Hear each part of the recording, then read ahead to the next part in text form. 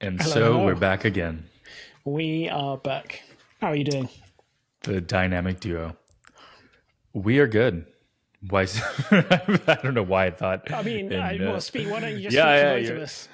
you're good as well. I assume then. No, it's been actually. I don't know why the default response is always we're good. This week was a little bit more challenging than usual, just from a um, the there's this. I don't know. Have you come across Vanderkolk? No. He has this idea of the body keeps a score. It's like a Okay. book that made the rounds during the pandemic, Yeah. and it's basically the core crux is whatever your mind can't process, your body takes on the responsibility of and just sort of stores in. Hmm. Um, and it's largely talked about in terms of trauma, but also like anything that your mind can't Okay. process. So I feel like from our past couple months of me just adjusting to a lot of things in my life, it's been a lot, and I think my body over the past week was just not happy with me. So How are you doing now? yeah, better. Yeah, I took the weekend to really decompress and process, Yeah. and a lot of that is just like very light movement, not trying to exercise too hard, but just move my body, go on walks, clear my head, try not to be on my phone, try not to Yeah. watch anything, just sit, Mm. and that helped. But today's, it's I woke up with a bit of a restless mind, so we'll see where things go. Okay. But that is probably the more real answer than it's good. We're good. Hey, I think that's what we should be defaulting to on this podcast, right? The real answer, not the sanitized one. Yeah. How are you? Nice. I'm good. I'm good. I always pause when people ask me how I am to actually check in on myself. It's like one of the kind of micro routines I've done it when people say, "How are you?" Just be like you said, "I'm good, I'm good." Actually, I stop and take 5 seconds and be like, "How am I?" And then be like, "No, I actually am good." And more often than not, the answer is, "I am good." But it's always good to check in with yourself first. So yeah, I'm good. Things are well. Yeah, yeah. I think it's a lot about mentality. There's not the week hasn't been without its challenges, but I think it's as we've kind of started to touch on in different conversations. It's the mentality you have to truly and genuinely respond to circumstances in a way that aligns with who you are and who you want to be. So yeah, it kind of like what happens is becoming less and less the factor now, and more is okay. How are you choosing to respond to it, Seth? And that's been a really interesting like mental game to have with myself. No, please continue with the evil laugh, sir. Oh, this is now take 3 of starting this episode, so hence the laughter. Yeah, we're back now. we're So back. how are you, my friend? I'm good. I say good in the sense of uh, things have been a little rough this week, but Yeah. um, I am processing, and I've made mostly a pretty solid recovery. I think my body was just struggling to keep up with a lot of the changes in my life and Yeah.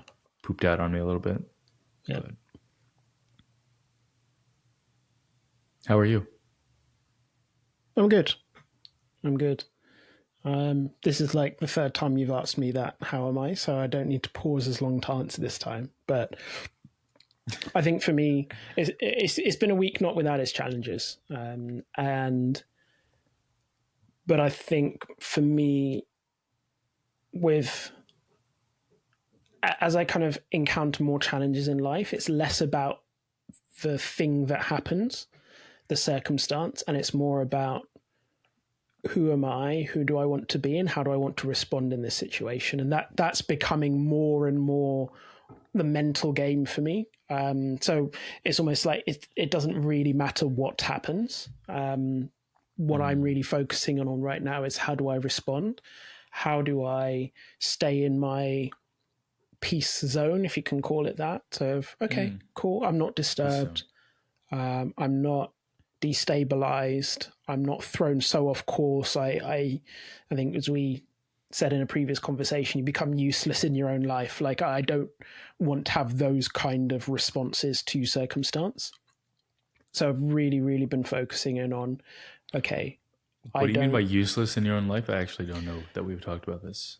Yeah, I referenced it, I think, in maybe our last conversation. It's you get to a point where you're so overwhelmed and overloaded by facing the dragon that you just plonk down and you choose not to move. So it's like the dragon's about to eat you and you're like, oh, just take me, I'm done.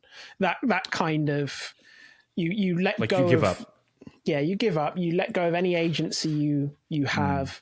You just let life happen. You let life move through you, and you don't move through life. And I think Checking out, like pure yeah. nihilism. Nothing matters anymore. Yeah, I'm really trying to harness my agency, harness the power of the choice that I have in my own life, and really make my mentality and my approach to life almost circumstance independent, where anything can happen, really good, really bad, but I can stay in my zone of peace. I can continue to stay true to the values that drive me, the goals that I have, and I can keep moving towards that. And you don't always achieve that. I don't always achieve that, but that's the aspiration, that's the goal. So yeah. Is that like an emotional independence? As in emotional independence, as in emotional independence, emotionally independent of circumstance, or as least influenced by circumstance as possible from an emotional perspective. I'd say, yeah, probably. It's just like keeping your stability, keeping your mental peace, keeping your mental stability, really being grounded in your journey, and as you move through the journey, not to be blown off course from whatever your path is. And a lot of that is managing your own emotions. So yeah, week with challenges, but trying to stay in my mental peace zone. Oh, you there? Yeah, I think I am. Just about. Maybe like brushing the fringes, but I'm still in connection. Brushing the fringes. Yeah. It's yeah. I'd say I'm in the zone enough that I can reap the benefits of it. I'm not feeling destabilized, but nor am I feeling in my most optimal state, but I'm in a zone that's a happy in between that allows me to get where I need to go. Yeah, I have been reflecting a lot on this idea of peace and how much of it feels like it's like a lagging state. It's a result of other parts of your life. At least to me, it's a result of other parts of your life and other things, like dealing with your dragons, dealing with your, like, the variance in your life with that thing that you mentioned, like the perspective that allows you to look at it and not get overwhelmed by it and to actually be willing to face it.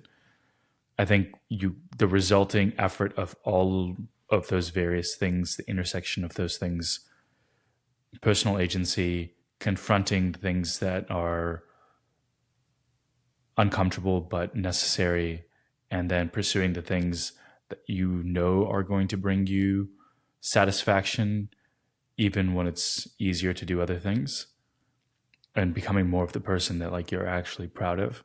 I think when you have all of those three things going right, peace is the natural result. But like chasing peace, I think, is in the similar vein of, I think today's topic is trust. I don't think you can.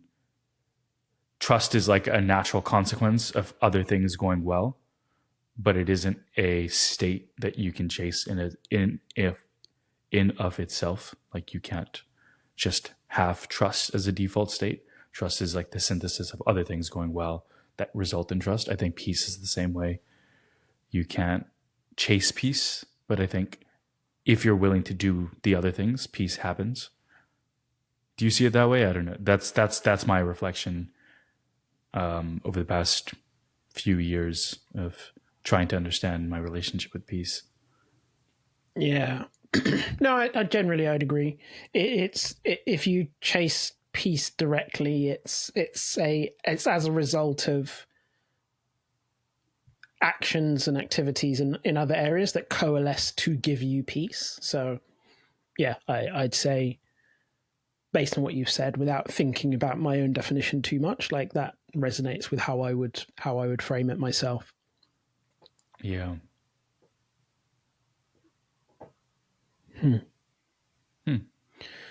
Well, so trust.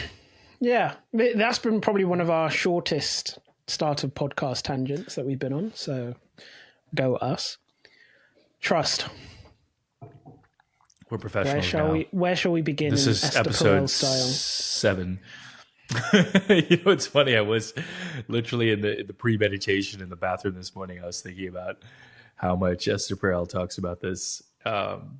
She's really made a name for herself in this. Like she's like the de facto reference point you think about when it comes to relationships and rupture and repair and trust and all of that.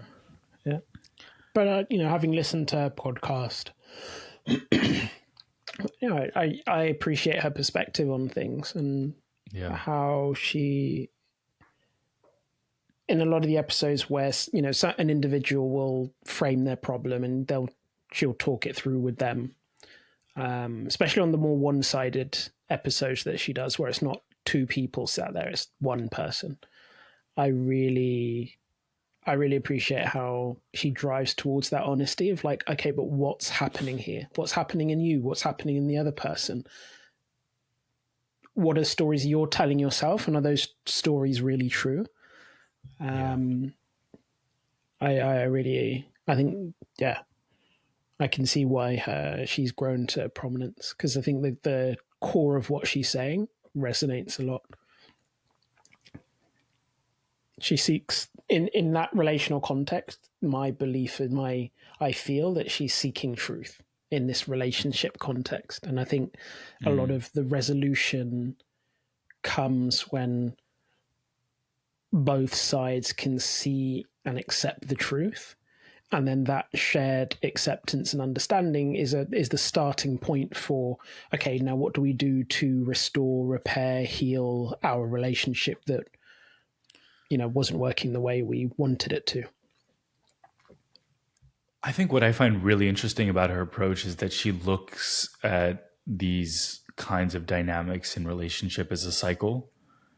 And I think the perception that I had around trust in relationships growing up, where I think this topic was even broached in our last conversation, where I mentioned that I think my mom used to talk about trust as a very hard thing to rebuild once it's lost. And I mentioned that I don't necessarily agree with that. And Why?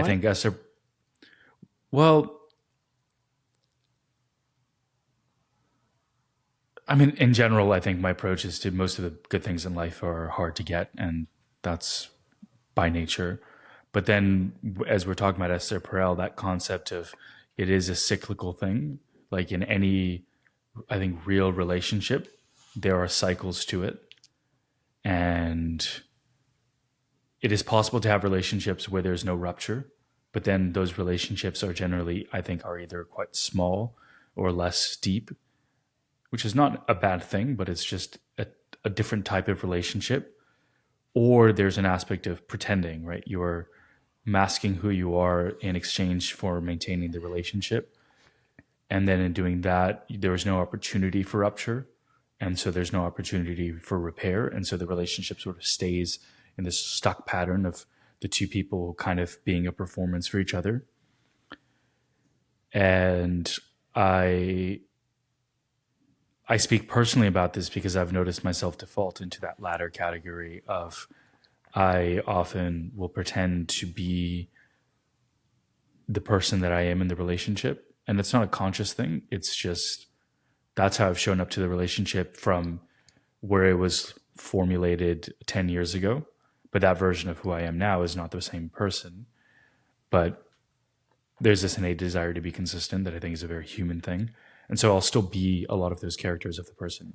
So I notice myself in conversations with old friends, from 15 years ago, or new friends from, the last year, noticing that I'm two different people in those dynamics. And that's a very new realization. And I do wonder how much of it is just the relationships that I have had that have become a lot closer over time have had moments of conflict where the other person's changed in some way that I didn't like, or I changed in some way that the other person didn't like. And it was the honesty of we being willing to confront that head on and say, okay, I may not like this, but let's figure out a way to make this work because I still value this relationship, that keeps those relationships in a trusting state. But I don't know that I've viewed that as once that trust is sort of questioned or broken, it's no longer possible, or it's very difficult or challenging to rebuild. I think it's necessary in some ways for most relationships to perform over the longevity of time, to actually withstand life. There is a sense of you have to break trust at some point, because if you're not breaking trust, then either you're masking or the relationship isn't as deep as you think it is. And I think it shows up in a lot of micro expressions. I've noticed, I've had many close friends in my life, and I've also lost a lot of close friends in my life. And if I were to recount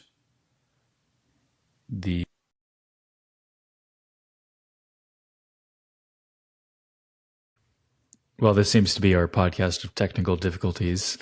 I think this is like take 4 now. But we're here. We're here. We made it. How are you, bro? Different camera. Okay. Yeah. I think we can just pick back up where we left off. Okay. Yeah. Does that work? Yeah, works for me. Yeah. Different camera. My camera pooped out. Anyone who's watching this can see the difference. That's future me to figure out. I think I was talking about I've had a lot of close relationships in my life, and then I've lost a lot of those relationships over time. And what I've noticed is a singular marker. There's many obviously factors, but a big factor of that was no longer being able to trust that the person had intentions about the relationship that kept me on this as the version of myself that I was aspiring to be, and not the version of myself that was convenient for the relationship.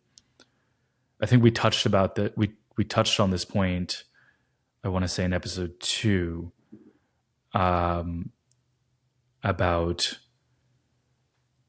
I think it was specifically around this idea that you were talking about, is as you become more of your authentic self and say, you realize that it's best for your body and mind to stop eating after a certain time.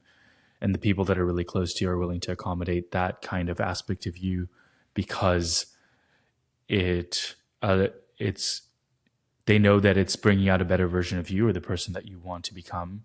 And they're willing to accommodate the downsides of that change in the relationships because they value you in that becoming. And I think that going through those phases in a relationship allows you to rebuild, or not rebuild, but in general build trust. Because I think you can de facto being like a trusting person. It's like a descriptor that we give people and say, I'm going to trust people by default until they prove me otherwise. And or you can start from a state of, I don't trust people generally because of whatever factors I've experienced in my life. And people have to walk uphill to try to build trust with me. But once I have trust with them, it doesn't really go away. I think there's different phases or different ways to approach trust, but I think I tend to bias towards being very trustworthy of people. Like I trust people implicitly, and then I just sort of make a note of how the relationship unfolds over time. And I think of it as my responsibility in a relationship to identify when that trust starts to wane or it starts to get taxed, and to have that uncomfortable conversation and say, hey, I think things are not going this way, or I really think things are this way, and I don't know if we necessarily see things that way. And I think it is in those uncomfortable conversations that you test the validity of the relationship in terms of whether it is long lasting or not, because it's how the person responds that sort of tells them about where they are, tells you about where they are in their life, where you are in your life, and where the relationship can stand in that place. But I think you can make relationships stronger by that being mutually accommodating of each other's becoming, and recognizing that the relationship is in this persistent state of change. And it's not about, okay, you were this person when I first met you 10 years ago, and you're this person now, and I don't like that change. It's, I think if you're continually going through that process, and if people are truly the friends that we, at least I aspire to in my life, then you're continually going through that process alongside people. And it is in going through that process alongside people that you are forced to contend with the relationship not necessarily being the same that it was when it started. And sometimes you get close relationships, sometimes you get more distant relationships, and the tenor of the relationship changes over time. But I don't know. I don't know that I have really had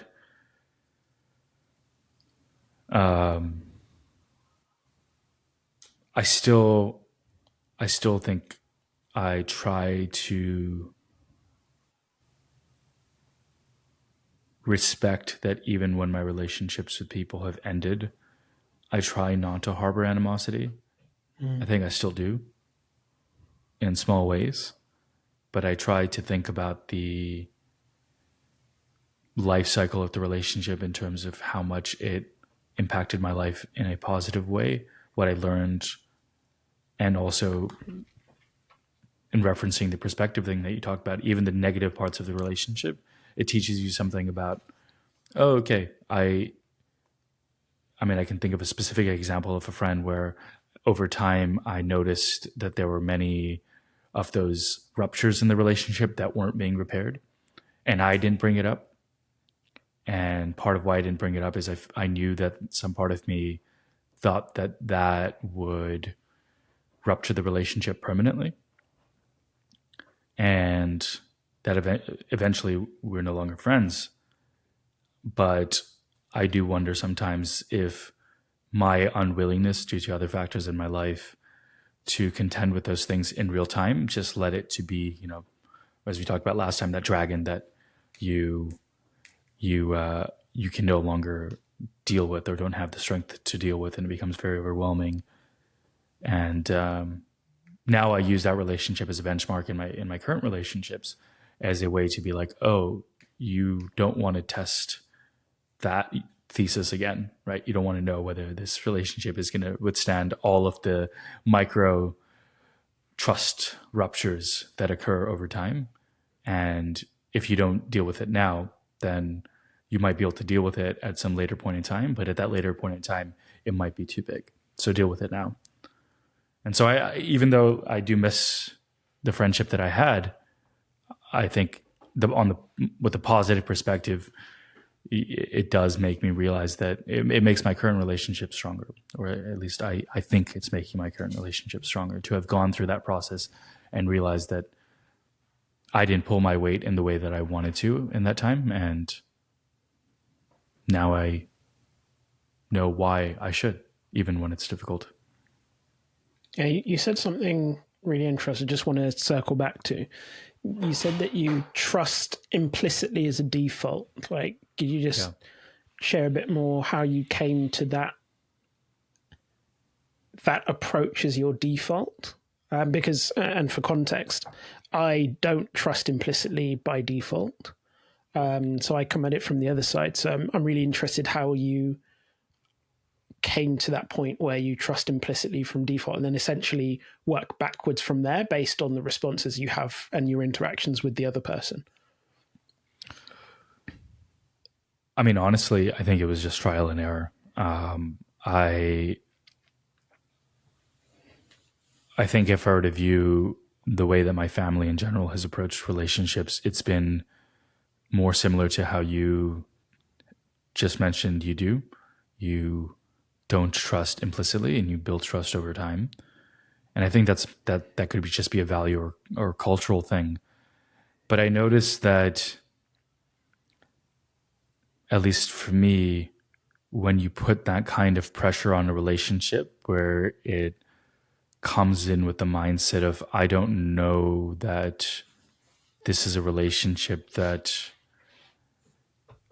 I can invest in because it hasn't yet proved itself to me, that it puts a lot of strain on the relationship early on. And I think kind of like planting seeds in the ground, if you're too harsh with the conditions, it might bring out the best relationships. It might make the strongest plants, but you lose a lot of potentiality in that process. And I found that when I was just willing to be the first person to trust in the relationship and say, hey, I'm going to trust you implicitly. And I mean, I started off that way and I realized that you need to have, we talked about boundaries, like you need to have a strong sense of what is acceptable to you or not, because some people will just use that as an opportunity to say, oh, I've been given a power of someone's trust and it's been undeserved. Like I haven't done anything to earn it. It's unearned. And they will use that to their advantage in the relationship in micro ways. And the first time you go through that, you're like, oh, okay, I didn't realize it was this downside. And then you start looking out for that. And you see that that is a way that you can know about a person. And for me, it's just about, I want to believe that most people, there are bad people in this world, I do think, but I think most people are not. And I want to believe that if people are given the opportunity, they will try to become the best versions of themselves. And if you give that opportunity to them, it's a thing that a lot of us don't do. And when you do that, you give someone almost like a breath of air that they didn't know they needed. Because so many of our relationships, I think, are very temperamental and transactional. And I saw that growing up, and I saw that with a lot of people that I knew. And some part of me just felt that if I didn't want that in my life, something had to be different. And so I've defaulted a lot that way. I think maybe that's even a characteristic that a lot of friends have placed on me as a person, that I'm a very trusting person. But I haven't really been burned in that way, because in the small ways that I learned very quickly how to look out for that kind of tendency in people and to sort of temper the relationship. And I think in also being willing to invest so much trust in the people in my life, I also have, my friendships tend to be very intermixed. Like everyone, despite being from various different parts of my life, all seem to be, all know each other. It's a very tight group of people. And I'm very willing to bring people from parts of my life to other parts of my life to see how that dynamic unfolds. And that is also useful for me, because if they're people that I trust more than I trust than say new people that I trust maybe less than the people that have earned that trust on top of the trust that I've given them. They're often very aware of, I mean, I can think of a specific person in my life where a lot of people I was close to in my life told me that I shouldn't trust this person. And for me, it wasn't that I was immediately going to not trust the person because everyone else said I shouldn't, but it was a way for me to immediately flag as, okay, there's a blind spot that I clearly have here because I don't see the thing that a lot of people that I trust and care about and love deeply in my life have pointed out to me separately. And so I'm not willing to bank all of my relationships for one relationship. Like, that is a transaction that I'm never willing to make. And so I need to use that as a marker to determine if there's something that I'm not noticing that I'm doing or that's in our dynamic that I need to start paying more attention to. And I think when I started doing that, I realized that the relationship was no longer sustainable. And that kind of erosion is something that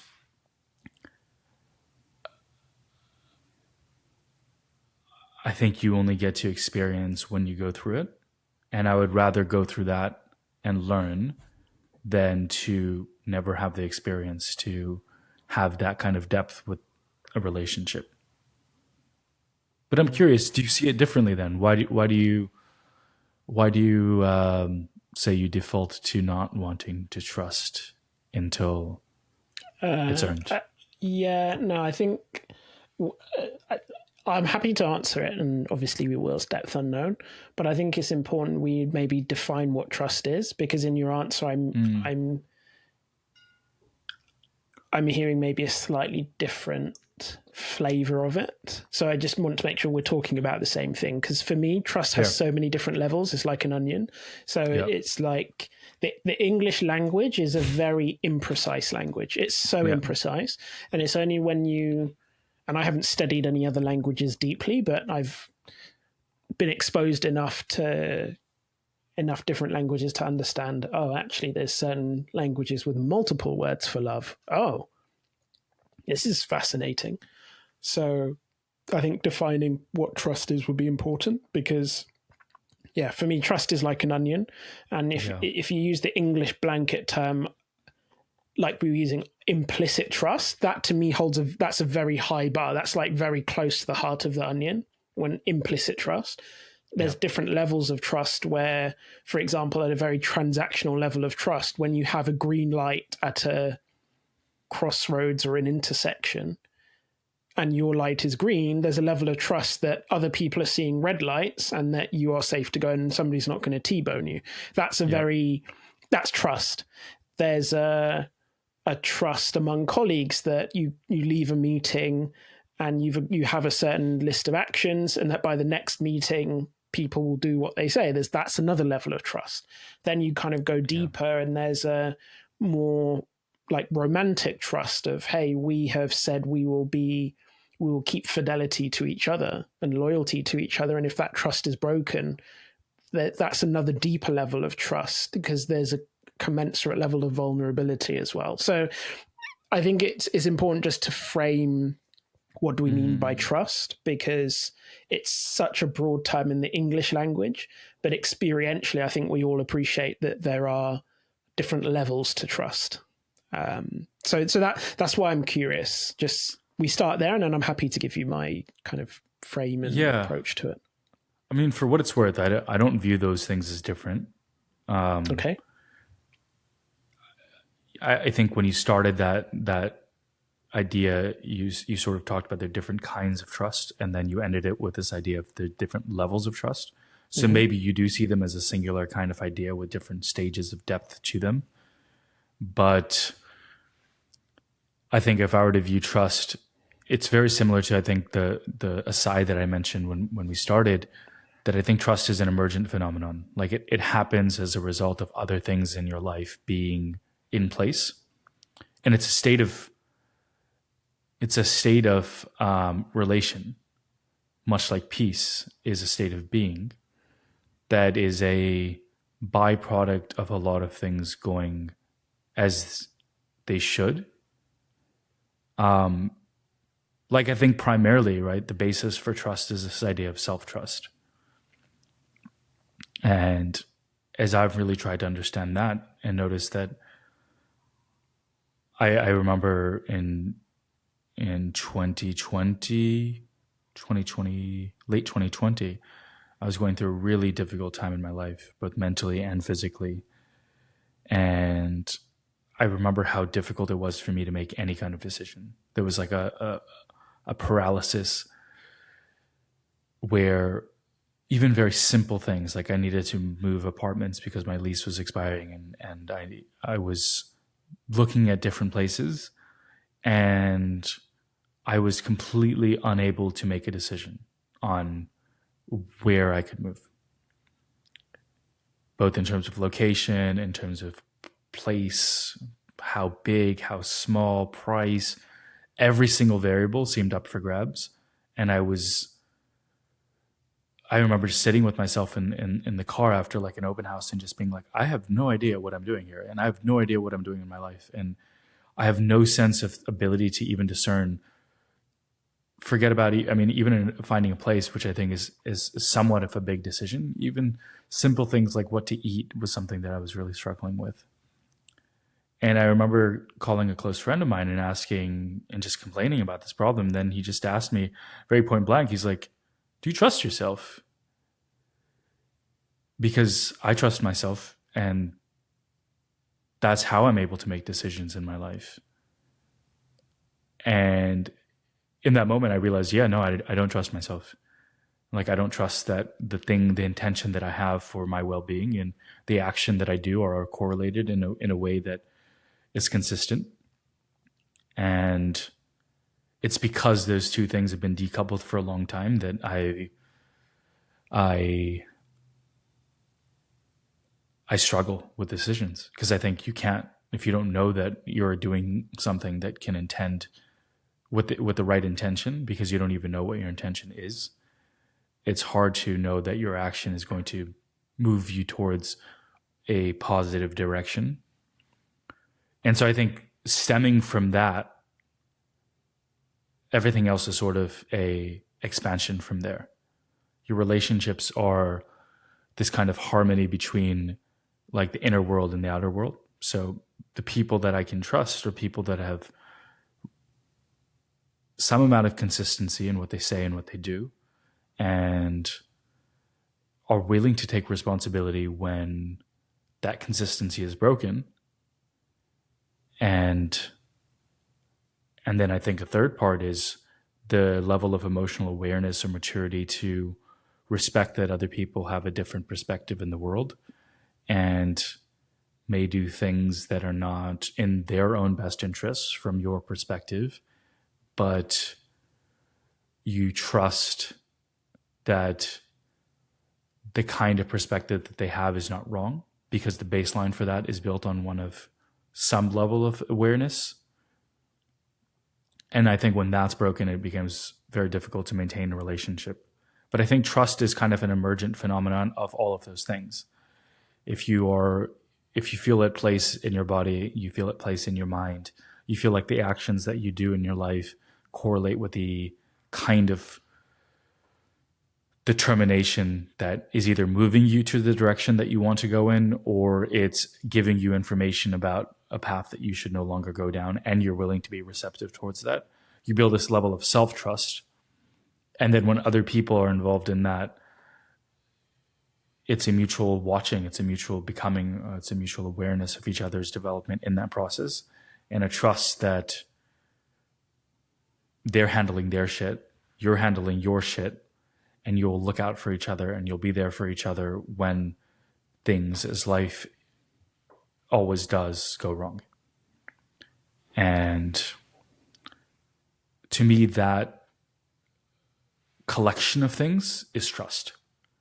And when I say I give that to people implicitly, I trust that people are responsible for their decisions, that they're willing to take agency in their life, they're willing to respect that in me, and that if there is a Um,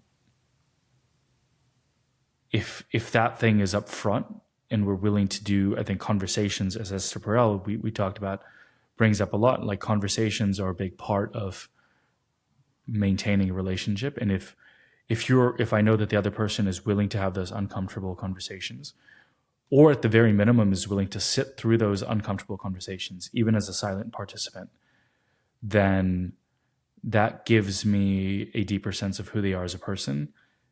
And then I can trust them more because I understand who they, at their root and their best version of themselves, who they are as a person.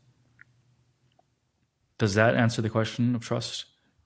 Somewhat. So how does that principle that you've explained apply to situations where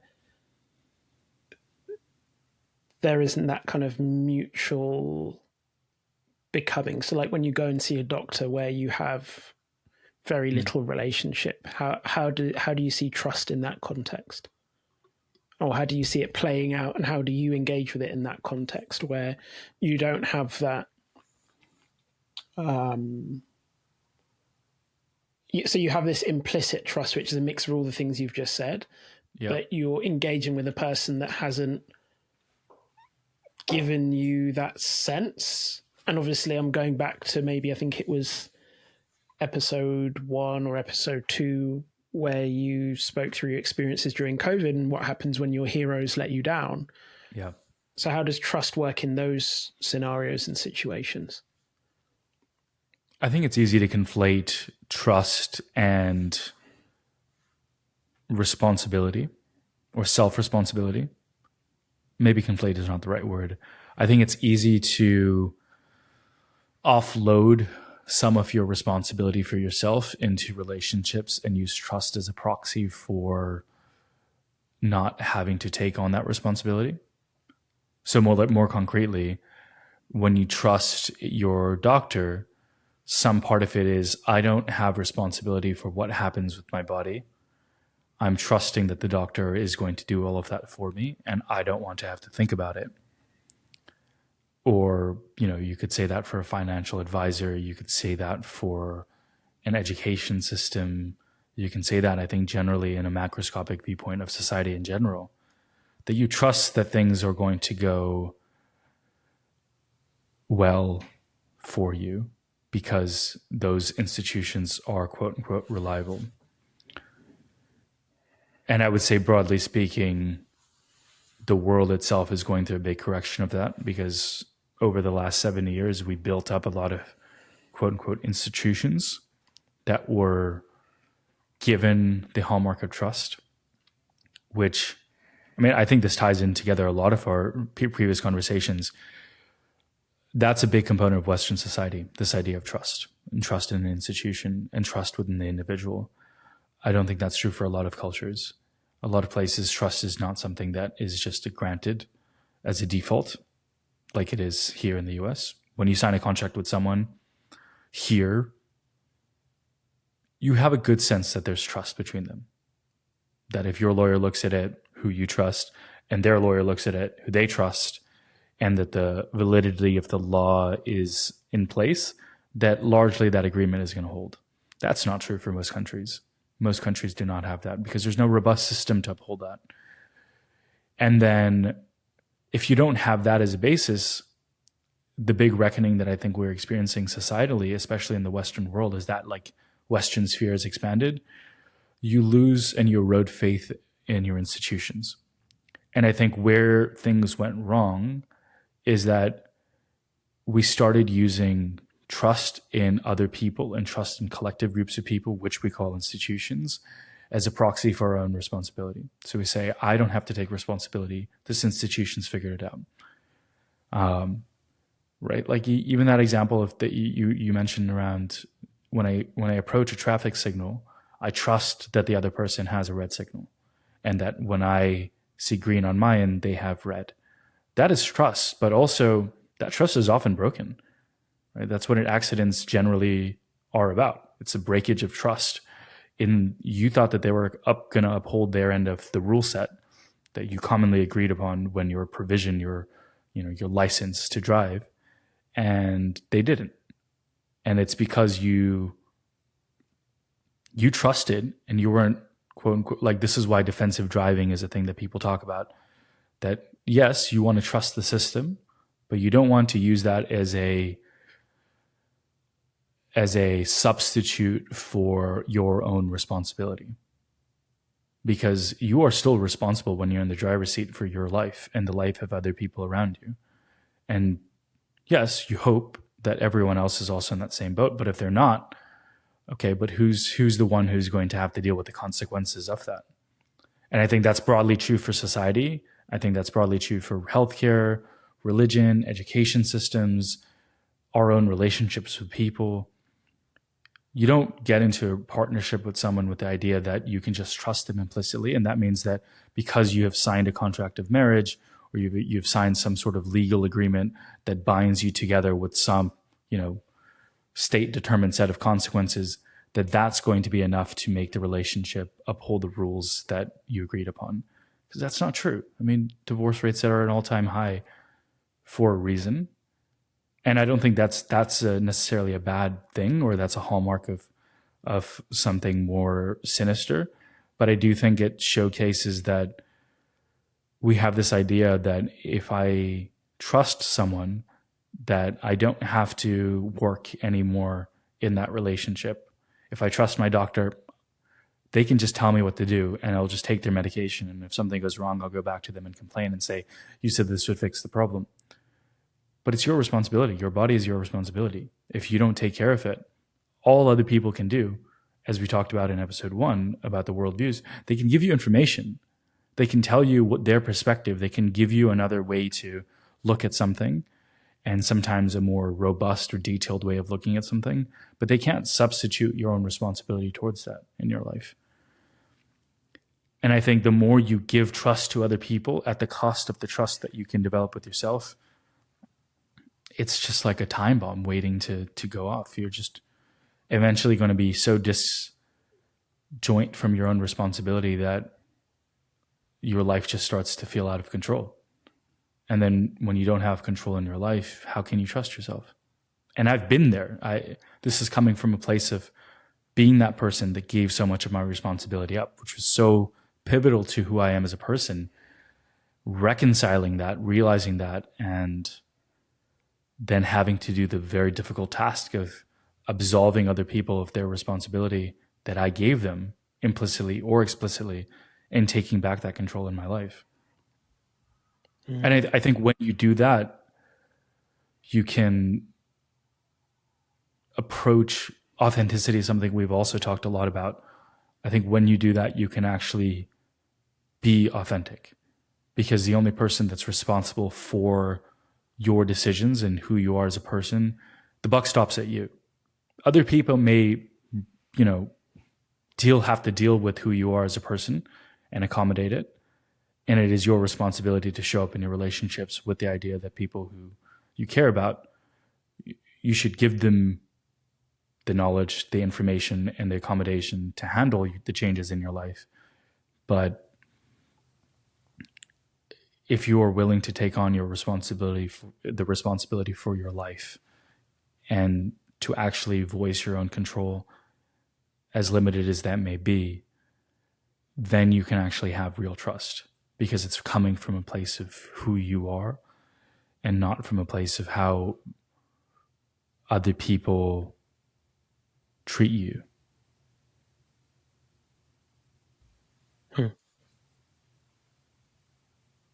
It's really fascinating for me to hear you express it, because I come at trust from a very different perspective, in that I don't trust implicitly. For me, trust is a very experiential thing. So it's one where, and I think this is the way I navigate it, is through those levels, in the sense of, I want nothing more than for us to reach the end of the game of trust. That's my goal. But what is the end game? To reach the highest level of trust, mutual trust, that is possible in that dynamic. And for that to have to be over a certain level that is long-term sustainable for me and the other person. But I don't know where that's going to be. And to kind of use the frame you used earlier, it's kind of like defensive trusting, because ultimately I'm responsible for how I feel. I'm responsible for the energy I put into things. And trust is inexorably linked for me to your behaviors. So behavior and trust, have a close connection for me. I will behave in different ways, depending on the level of trust. As in, you will show up to your relationship with a different set of actions. Yeah. Based on the dynamic. Yeah. So I will. So I endeavor in life to default to kindness. I really do try to be kind, to be empathetic in all my interactions with people. But I will behave differently with my fiance than I will a stranger on the street. But that doesn't mean I'm engaging with less kindness, but it's contextual, and that I will share certain things about myself to my fiance that I wouldn't share to a stranger or an acquaintance or a work colleague. There just isn't the same level of trust. Does that mean that I'm a different person? I think that's a very nuanced and interesting avenue to go into when we talk about authenticity. But for me, trust does have because it's so experiential and it's so relative to the shared experiences I've had with that individual, that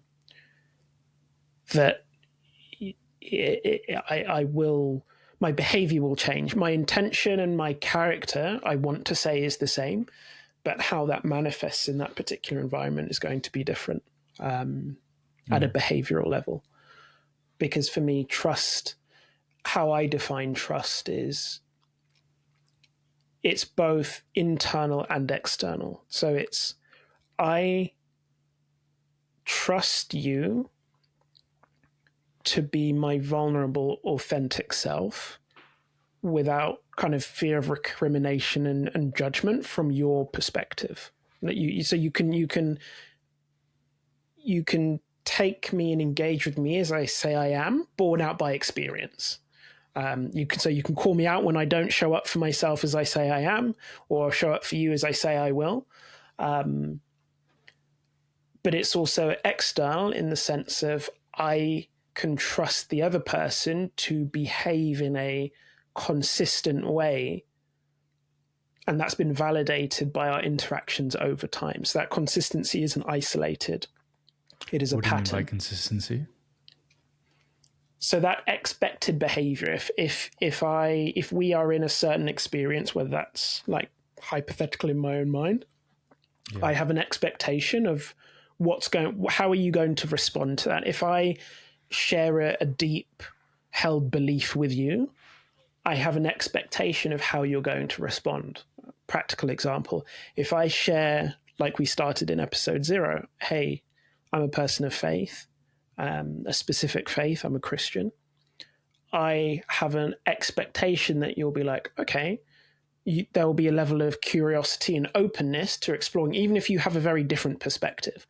There are people that I've come across in life where the minute you say that you're on the defensive because they're attacking you. Like, how on earth could you do this? You da da da da da da da da da da. So there's that expectation of how the other person is going to respond. That's that consistency, and I've been in similar situations enough time to see how you respond to them, to make a determination as to, are you pretending to give a response you think I want to experience, or are you genuinely giving this response because that's who you are?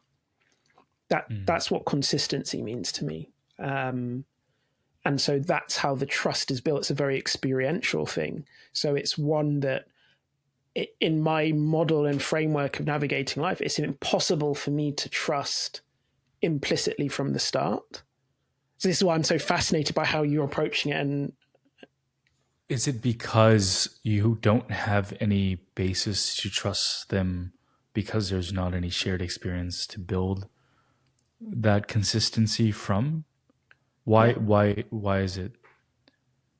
Yeah, because if the formula for building trust is based on experience, if you've had zero experience, you can't have implicit trust in my frame. That doesn't mean that I'm not open to being trusting, but that trust is a very dynamic response to our interactions. And as my experience grows, and as I see more of your consistency or lack of it, I can make a more informed choice around how much trust, and then all these connected factors, how much vulnerability, how much insight, how much perspective can be shared in that relational context. I'm an experientially trusting person. So if there's no experience, I can't trust implicitly. But that doesn't mean that I forego any opportunities for trust to build. Quite the opposite from my perspective. I will give many opportunities for that trust to build. But is that not trust in of itself, giving those opportunities to begin with? Because some part of you has to give up some. Yeah, but not implicitly. Vulnerability. What do you mean by implicitly? So implicit trust is, to me, the definition there is that I trust you 110%. I have no doubts. I have no. The trust is based on I have an expectation you will behave in a certain way, and there's a consistency to how you are going to respond and behave in a diverse set of circumstances. That's what implicit trust means. So I'm not even thinking like you can model them as a person, or like understand their You model is probably a good way to frame it, because in that modeling you can create expectations, and out of those expectations you can make decisions around how you want to interact based on your personality, character, preferences, etc. So you have the information that you can go off of to actually behave in the relationship in a way that's predictable to you. Like, so you know that if you show up a certain way, that they're not going to have a very out of character response most of the time, because you understand how they've showed up in the past to certain aspects of your dynamic. Correct. Interesting. Yeah. So I do think we do approach this differently. I don't think it's off by any serious margin, but no, it's different. Like, that's why I was curious. It's definitely quite different. Like, 100%. And I think that difference is what I find fascinating, especially as I look back on our friendship and how it developed. Right, like that. Yeah. Because my approach to trust has broadly been consistent throughout my life. So it's really interesting. Like, obviously now we're explicitly talking about trust, and obviously our friendship has developed in the way it has, that we're having these conversations explicitly, that our differing approaches still gave us the space to arrive at this point. Yeah, I mean, I'll give you, like a very tangible example of in our dynamic. I remember the first night that we met in Helsinki, in Finland, and when I say I bias towards implicit trust in a person, I met you. We had a great conversation initially. I thought you were a very interesting person. And I know that we were all looking, as in the group of people that I'd come in with, we're all looking for a place. And I immediately was like, Seth, you're coming with us. Like, we're all gonna find a place together. And then I remember advocating to everyone else, like, oh no, he's like a really cool person. We just met, but like they were all curious as to who you were when I told them, because all of us all knew each other and had a familiarity, but no one had met you from that group. And I realized how it's also like it's a bi-directional kind of trust, because I was trusting that you were going to show up in a place that vulnerability that I've given of saying, hey, this is a person that I don't know well, but I'm trusting is going to show up properly, I guess, in the circumstance with a lot of people that I've built up a reputation with. Yeah. And also you are showing up into a group of complete strangers that you have never met. And we're all sharing like accommodation together. That's which is a very vulnerable thing to do, to spend the night with people that you have really no knowledge of. And in the broader sense, we were all part of the same group of people and in a global sense, but none of us really knew each other from that level. Yeah. And I think for me, that comes from this deeply rooted belief that I have of, I think if you give people the opportunity to show the best version of themselves, they will. And if they don't, that doesn't make them a bad person, but it makes me aware of the kind of relationship that I can have with them. But if I don't come to the relationship with a strong sense of, hey, I trust that you're really trying in this really difficult game of life to maximize who you can be as a person. And I don't think that society and I don't think that our culture really gives people that opportunity. And I noticed that in myself because I've been on the receiving end of that, where because of certain choices that my parents made, because of certain choices that society expects from people, that biases people's perception of you, and they don't necessarily trust. Like a very tangible example of this is that both me and my sister were homeschooled. So we didn't attend normal education system at all, and which you know. And growing up, this was a decision that I didn't necessarily agree to, but it was something that my parents chose. And I remember the perception that most people had of us, me and my sister growing up, was one of very negative belief about that they looked at my parents as that they were making a really bad choice for us, that especially in the Indian community is where academics are considered like the paramount thing that you should care about. The idea that we're deviating from that path was looked down upon as really, really badly. And I think in that perception, in deviation from a norm, there's this idea of, because you're deviating from the expected behavior, you are untrustworthy. So there would be people who would watch their kids when they're around us because they didn't want that kind of weirdness to rub off, right? And you don't necessarily cognitively know that as a kid, but you know that things are different and that you know that you're different. And I never viewed that as I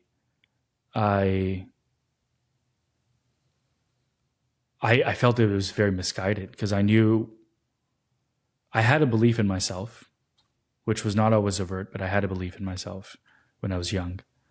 And I do credit my parents for, I think, instilling that sense of agency in me and saying that you should believe in yourself even when other people say otherwise.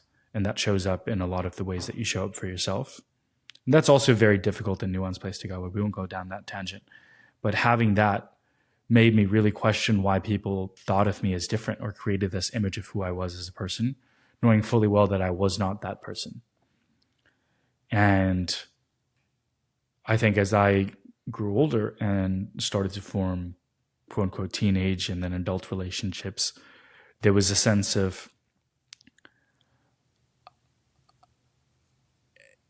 people are not given that generally speaking, when you show up into a room, we have a continual set of biases and perceptions about the world that we immediately put on people.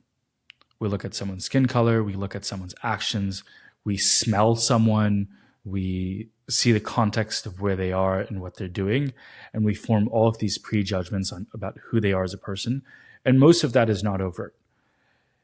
And I don't think those biases are wrong. I think societally we talk about these biases are wrong. I don't think those biases are wrong. But I do think the way that we go wrong is then we use that as the basis for how we treat the person as who they are. And how I want to at least view people is that life is a single player mode game. You are the person who is responsible for your life and the way it unfolds. I want to believe that if you can show people that and say, hey, you get to play this game of life and you get to choose how you show up. And so much of how you are constrained in the way you can show up is by how other people treat you, because we are very social people. But if I treat you in a way that allows you the maximum level of agency in your life and for you to be literally anything in the dynamic that we have, and for me to just be curious about who you are as a person, and restrain my instinctive judgment. I still judge, but I don't try to show that to the person. I just try to keep that as I'm just trying to understand who they are as a person. And I will give micro bids of how I show up for that person, whether it's saying, hey, come join my group of people, or for most dates, for pretty much every date that I've been on, for new people that I'll meet, I'll always pay the first bill. And some part of it is me expressing my values and how I view the relationship, and saying that I value that I'm willing to invest in our relationship because I think you're an interesting person.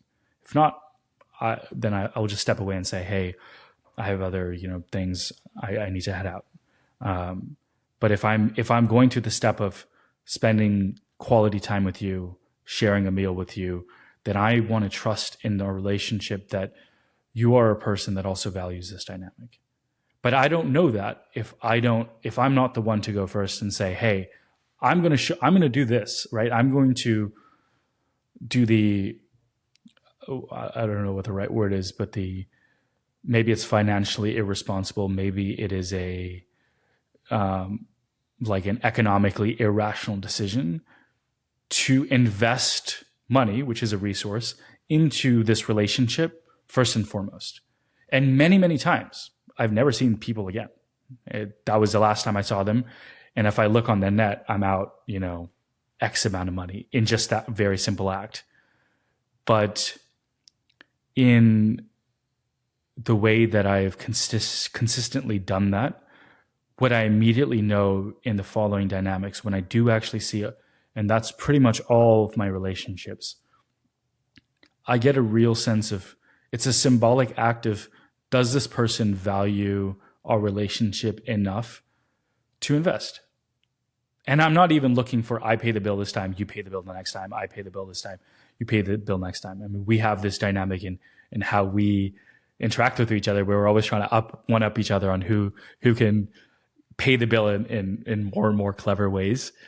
But it's more about, I want to invest in our relationship, and I trust that you're also willing to do that in whatever way you can. And I want to go first because I don't want to wait for other people to show me who they are. I want to show them who I am, and trust that expression of me saying, this is what I care about and this is what I value, and I value our dynamic, is going to bring out the best in them. And they're going to step up to the plate and say, oh, wow, this is an opportunity that I don't often get. And so far, I think that's worked really well for me. I really love the people that I have in my life, and I'm really lucky in my life to have that. But I do think some of that luck comes down to just that willingness to allow people to be in that dynamic, to step up to who they can be. Do you think you can provide or afford the other person those same opportunities without trust, or is trust a prerequisite to providing those opportunities?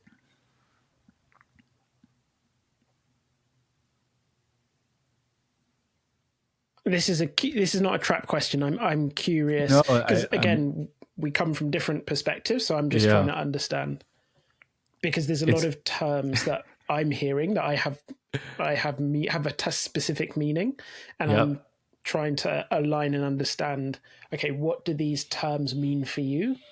Because then that's when we can truly engage, because it's very obvious we have different viewpoints. So it's like, this is like probably the first conversation we've had where our differences have been so overt. So I've got into curious mode now. I'm like, okay, like, what does this mean for you? Like, does this work this way for you? Is this how it goes? So anyway, that's a very long way. We've never explored this kind of direction, I think, before. No. So just to reframe the question, is trust the prerequisite for affording the other person those opportunities that you mentioned in the different examples you gave?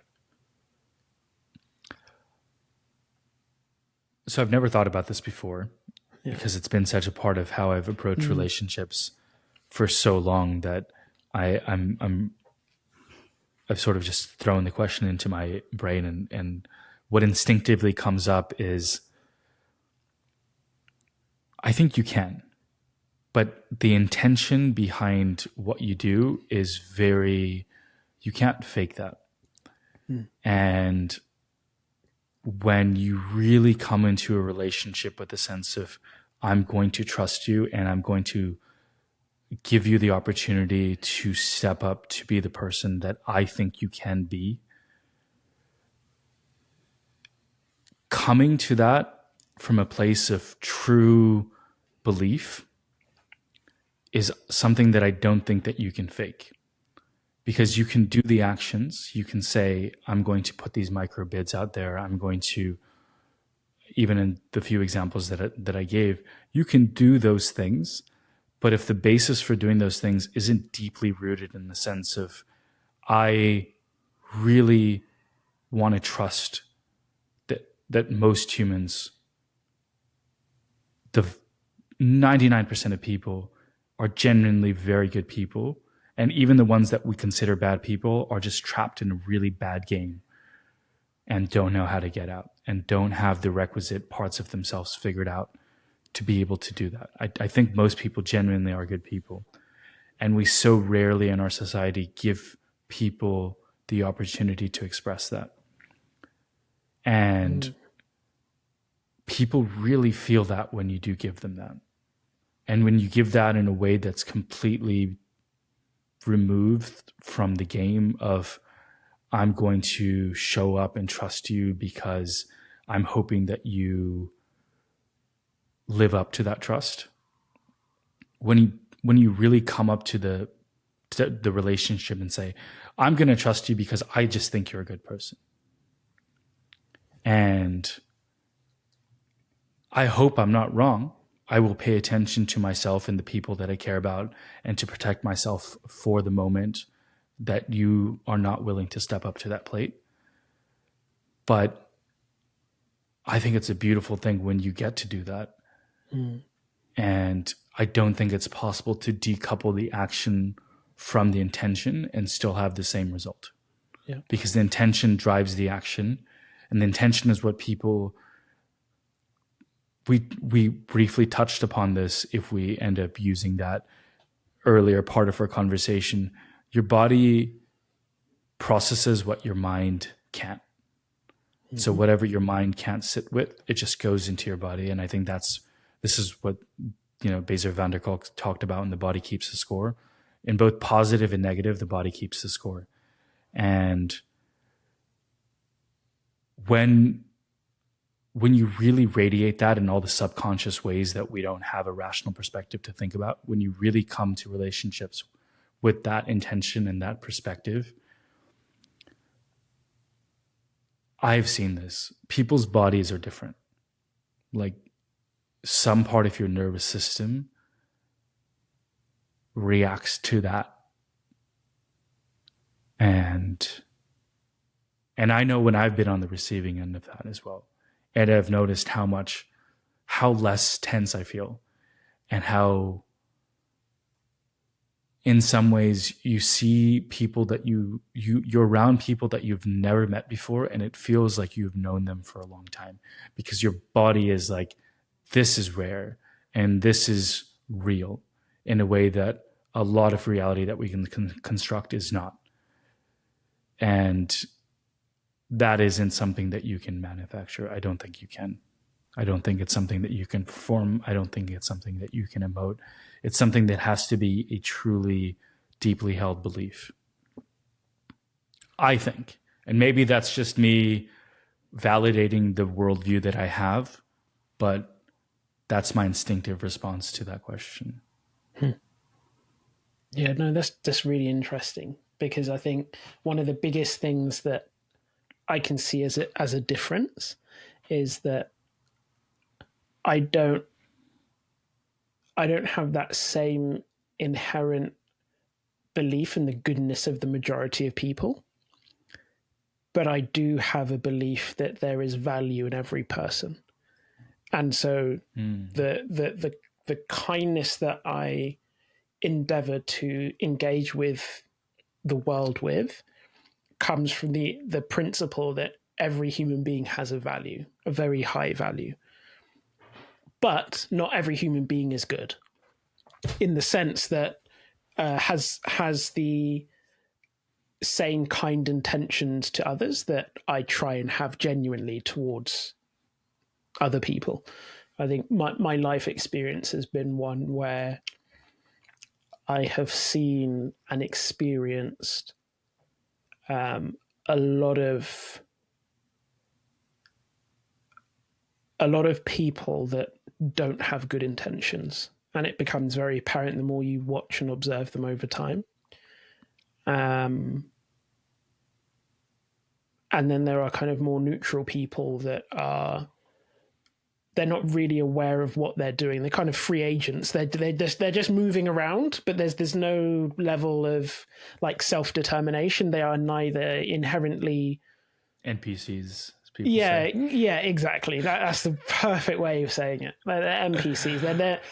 They have agency, but they're not utilizing it. They are carried along by the circumstances of life, and they react positively when they're in a positive circumstance, and they react adversely when they're in an adverse circumstance. And so that kind of very NPC approach.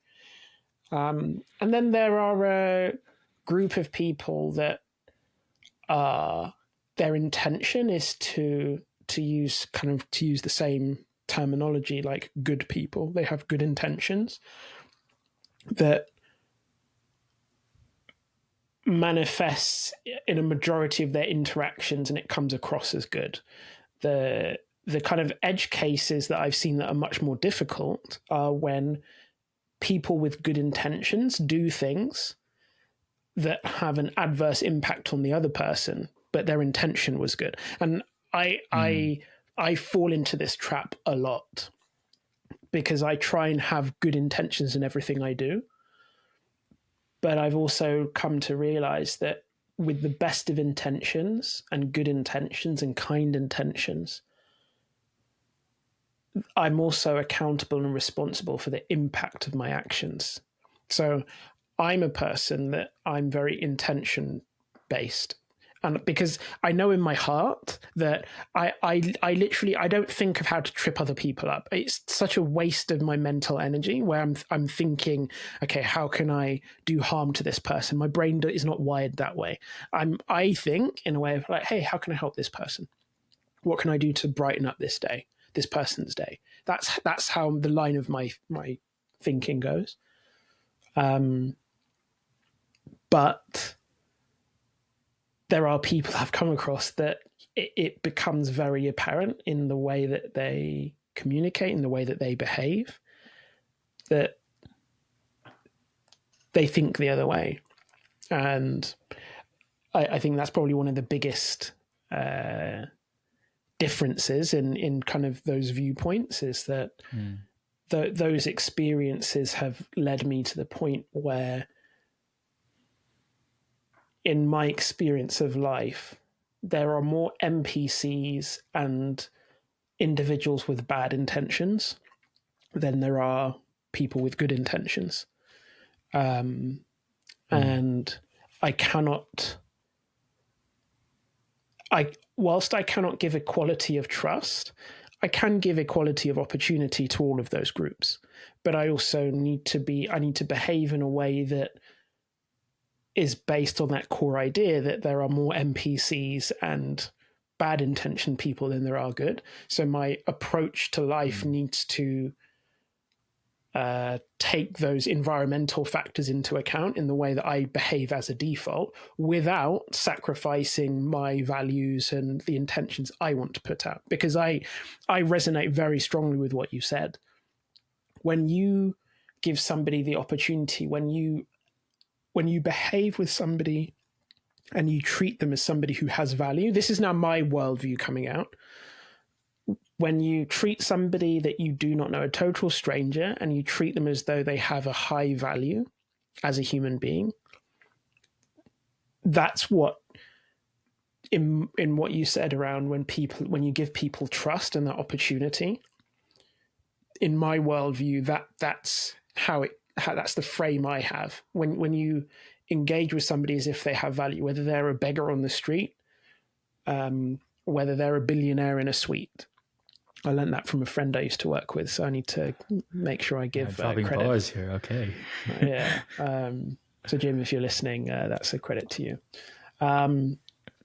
It's one where they have the same intrinsic value, so they are entitled as a default to a level of kindness, a level of respect, a level of behavioral, like the behavioral flaw of how I treat them is that's kind of a non-negotiable in my worldview. So that's where that opportunity comes, like, hey, and I really try so hard. I remember I was watching a video. It was a homeless person talking. I can't remember exactly when or where I watched it. But the homeless person said, just the fact that somebody looked me in the eye and said hello, it made my day because I felt like a human being again. And that's really stuck with me. Yeah. The simple act of being treated like you have value, because, you know, the context of that statement was, you know, I spend all day, people look at me like I am the scum of the earth. Not knowing my story, not knowing my context, not knowing how I came to be here and the tragedy of how I came to be here. Yeah. But the simple act of somebody just looking at me as a human being, I'd almost forgotten what that felt like. And that for me is the basis of how I interact with everyone. Then from there comes the experiential trust of, okay, I will treat everybody with kindness because I fundamentally believe in my worldview that everyone has a value and everyone is entitled to a certain base level of behavior from me. Then from there is the opportunity in my worldview, in my frame, to then say, okay, what values does this person live by? Is this person an NPC? Are they a well-intentioned, a good-intentioned person, or a bad-intentioned person? I don't know yet. So let me find out. And I think that's how kind of I approach trust, and giving as many opportunities as the trust in the relationship will allow, and seeing what happens and being very open to whatever may happen. And so, yeah, so that's kind of how I approach it. What I find really fascinating now, hearing your perspective and sort of sitting with it, is I think both of us are people that really enjoy being with other people. Yeah. And we have good relationships in our life. And what I find quite cool is that I think we both approach the system or the belief in other people is a grounding basis for how we approach those relationships, where I think your lens is through the implicit value that people have, which may be based in your faith or in your belief or experience about the world. And I think mine is similar, but a different flavor of that. because what I look at in people is I don't view people as either one of those categories in general. What I view them as is the state that they're in at that time. Because to me, like, personal transformation, or the idea of transformation, is such a critical part of my worldview and in how I've seen myself. And so what I look at when I see people is not that they are implicitly taking control of their agency and, living in accordance to a certain set of values, marking them as a good person, or doing things for bad intentions, marking them as bad people, or not really having, sort of being in an avoidance space where they don't really take any determinative action. They're just sort of responding to life, and that puts them in that NPC category. I think all three people are the same. I think there's a rare exception where some people are just pathologically, like, inbuilt to be just a little fucked, for lack of a better word. But I think most people are not. The vast majority of people are not. And it's really just about that inner transformation to become a person that is, quote unquote, good. I think transformation comes from the synthesis of having the right set of beliefs about yourself and having the ability to handle your own state of being, like your emotions and your thoughts and your behaviors. And for the former aspect of that I think comes from how people treat you. And if people treat you with a level of suspicion, then you will rise to that level of belief about yourself and say, there's some part of myself that I shouldn't trust. But I think when you, at least how I see it, when you show someone that I can trust you, and that trust doesn't need to be earned at first, it's something that can be just given, and it can be something that's taken away. That's definitely happened, where I don't trust people that I used to trust a lot. And that trust comes from me saying, hey, you're doing this thing that I know is corrupting our relationship and is making me not trust you. I will tell you that. I will be very upfront to your face about it and saying, I'm losing trust in you, but I don't want it to be that way. So I'm giving you the opportunity right now to know how I'm feeling and how I'm operating. And I hope that you're willing to rise up to the person that I know you can be, because I am seeing this, and I try to be very open about that. And a lot of people don't do that. They don't come to that place. And I don't look at them as bad people. I just say, okay, well, then you have other right? Trust is an emergent aspect of your life. You have other things in your life that you need to figure out first before you can trust yourself, and then other people can trust you. So I think it's interesting. I think the result is similar. We do have different kinds of relationships and different relationships in general, and we are different people. But I think having that fundamental belief in people is very much, whether that's trust or whether that's value, I think that the outcome can be similar, with little flavors in between. Mm-hmm. But it's really fascinating. It's really cool to hear how because we've never talked about this, and I think trust has been a big part of our dynamic, and even how we've come to this place where we're having these kinds of conversations, and we're exploring areas that I've never had a conscious thought of. Like, I've never thought about this consciously. There's a few beliefs that I have, but this whole structure I haven't thought about. And I kind of want to bring up one last thing, because I think we're both at the end of the time that we have allotted for today. I watched something yesterday that I found really deeply interesting, and it kind of relates to this idea of self-trust, which we've talked about a little bit in today's episode. That the core aspect is this idea of so much of how we react to our life is our internal state being a place where we feel bad, right? So we're running from a place, or we're changing from a place where, like, I feel bad. And I don't think in a society, generally speaking, especially in this very rational Western world that we're in, generally the way that we treat that is, okay, well, something's wrong. It's a pathology. Right? And that's how we look at most deviations from this quote unquote sense of normal as a pathology. And we've started describing people as, you have ADHD, you have OCD, you have BPD, and the list of disorders sort of go wrong because we're deviating from the sense of what we consider normal. And that takes a very societal perspective, like a large, bigger picture perspective of people, and saying you should sort of follow this order and not this individualistic perspective of, at the end of the day, you are the main character in your life and it's your responsibility to sort of orient yourself in the world. And so the video talked about there's then sort of three things that people resort to. One is you check out. And that's happening a lot where people say, there's no point to any of this. Life is, it's all a game anyways. There's nothing worthwhile. I'm just going to play video games, smoke weed, sit on my couch and, enjoy whatever I can. But it's not I'm just going to be an NPC, as you say, right? I'm not going to take responsibility for anything.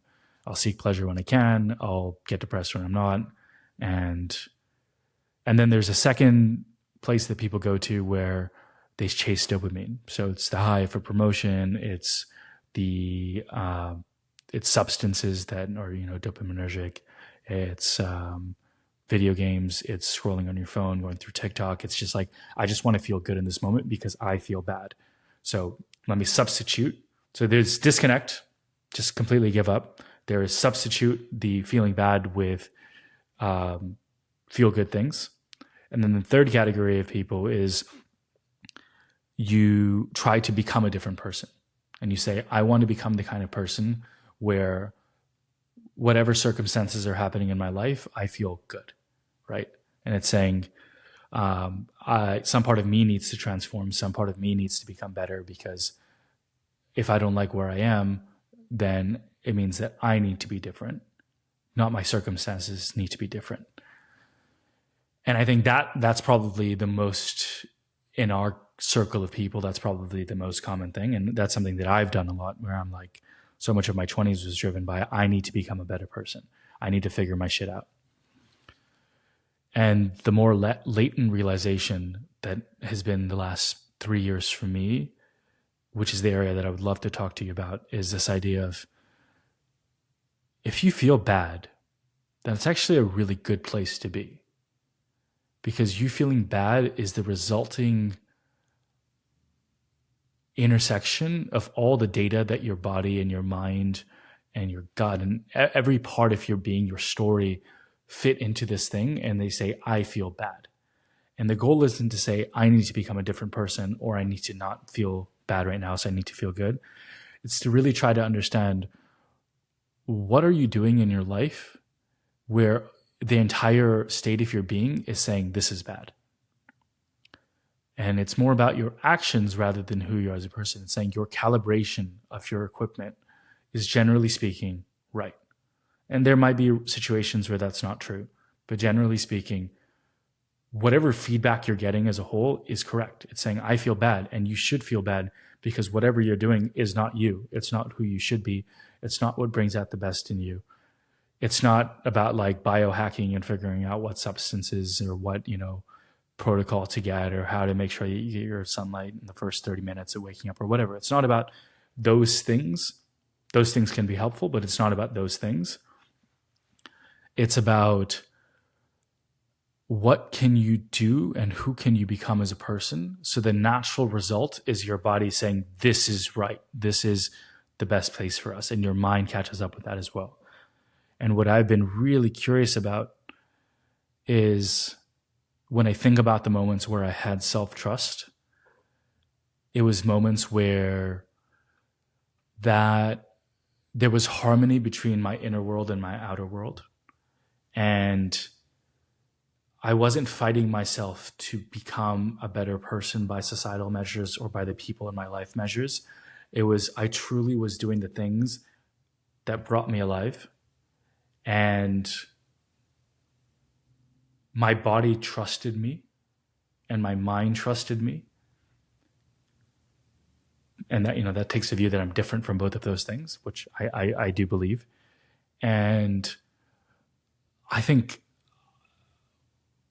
that state of mind, which I've really only gotten to experience a couple of times, but I would say overarchingly once in my life, is, I think that's when we talk about peace, when we talk about trust and all of that, it's that.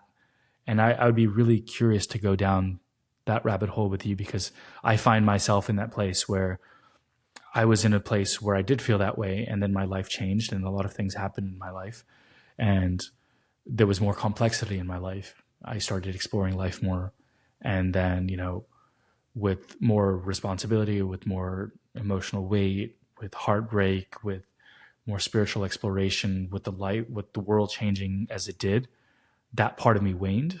And now I'm in a place where I'm exploring that part again. So it's very topical. And I would love to explore this with you. Just how do you pay more attention to those signals that your body's giving to you, instead of saying the signals are wrong, I need to be different? And what has that looked like for you? Do you feel that way right now? Have you felt that way before? Is that a consistent thing? Is that a cyclical thing? I would just be very curious to sort of go down that rabbit hole of how do you build a sense of alignment between your inner world and your outer world, from a very action-oriented level of saying that my body and my mind are correct. It is what I'm doing and I need to change what I'm doing. I don't need to change who I am. Okay. So frame that into like a very specific question. How do you build harmony between your internal world and your external world? What does that take? I love it. Let's do it. Okay. Well, till next time. Till next time. This has been a really cool chat. Like, it's the first conversation where we've had very overt differences. Yeah. And yet we've been friends for so long and never talked about this. Yeah. But I think it's just really cool. I mean, this podcast is the gift that keeps on giving, to be honest with you. But it's just been a unique one. Like, this is like the last couple of episodes I felt have been very spiritually, emotionally, intellectually satiating for different reasons. I feel like this one's been satiating, but in a very different way. And like, I would agree with that. We have a difference. Oh, okay. Well, okay, let's dig into that. And I think the approach that we both had in this conversation is how our relationship has got to this point. It's, you can see, you can feel, and you can see, and you can hear the difference. But just thinking back to my mindscape as we recorded, at no point was I like, brother. No, it was none of that. It was, I want to understand where he's coming from. Like, does this mean this? Is he saying this? And I think that's really cool to experience in real time, considering we've known each other for so long. Yeah. I think it was also very cool to hear you talk about something that we both have, because, we're talking about relationships here, and we have this relationship. And now I understand a lot of the actions that you have come into the relationship with, and why you've done things the way you've done. And even when I see you interact with other people, now I'm like, oh, that makes a lot more sense, because it's different from how I do things. Yeah. But it's still something that's really pleasant to see nonetheless. Yeah. And I've just never known the reason for that. I've just sort of chalked it up to who you are as a person. Yeah. But it's very cool to see the root for that. Yeah. And well, the depth is really unknown. And I think even in our near on decade friendship, there's still depths that we are yet to see, explore, and experience with each other. And that the richness of that, I'm just so excited to have more of these kind of episodes where we can, like, with the same intention that we have, which is that curiosity. I want to understand. I care about you so much, and I care about how you see the world, even if that's different to the way I see the world. I care to understand how you see the world and listen to how you see the world. And that that process is just so cool to do it with you and with anyone. But obviously, we've had the most experience with each other. That's why we're doing this podcast. But I think this has been a really cool episode for different reasons than the last two, but no less good. Yeah. And I hope for people listening to it that they sort of look at it as an opportunity to sort of examine how they have approached relationships too. Because I'd be very curious, obviously we have an email, but no one really sends us emails yet. I'd be very curious to hear from people how they think about this. Because I know our two approaches aren't the only two ones. So what are the other ones, Yeah. I think that's what I'm also curious and hopeful that as we keep having these conversations and people listen to us having these conversations, that it triggers more people to talk to us in terms of, okay, this is my perspective through the email that you mentioned, but really to have more of these conversations in their own networks, in their own spheres of connection. Because there's such a richness to it. And I can't express how rich it is to have these kind of conversations like we've had today, like that discovery, like genuine discovery. I was just like, oh, this is new. Oh, okay. Like, let me ask this question. Let me ask that question. Because then it gives, like you just said, a new context to, it's like a new dimension to interactions and memories that we've had. Oh, so that's what Seth, and that, dawning discovery that you have, like it's so cool. So I'm hopeful and I'm excited to see as we keep being consistent in these conversations and the intention we both have, to see what response we get from all manner of people, good intentioned NPCs and otherwise. Hey, maybe we can transform people, be part of that by giving people this. Yeah. But that's cool. Well, but until next time. Until next time. I'll talk to you. Take care.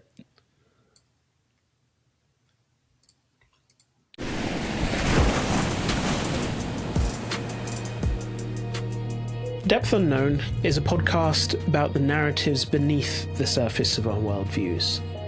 We talk about the stories that shape how we see ourselves, each other, and the world. Together we explore how beliefs evolve, identity changes, and what it means to live intentionally. This isn't advice or philosophy, just two friends thinking out loud, trying to understand our lives. This is Depth Unknown. Welcome to the conversation.